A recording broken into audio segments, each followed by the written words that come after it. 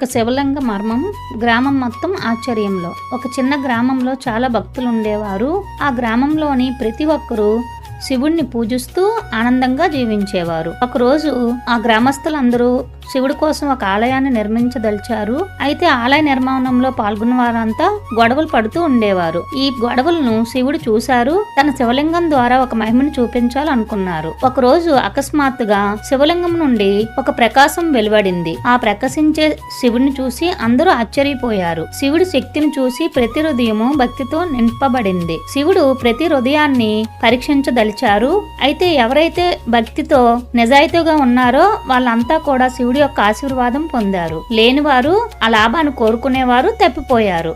భక్తులు తమ భక్తి నిజాయితీతో శివుడికి నమస్కరించారు. శివుడు వారి ఆహ్లాదాన్ని చూసి ఆ గ్రామాన్ని శాంతితో నింపారు. భక్తి, నిజాయితీ మరియు విశ్వాసం ఉన్నప్పుడు దేవుడు ఎల్లప్పుడూ మనకి ఆశీర్వాదం ఇస్తారు. ఇది శివుడి శక్తి యొక్క రహస్యం.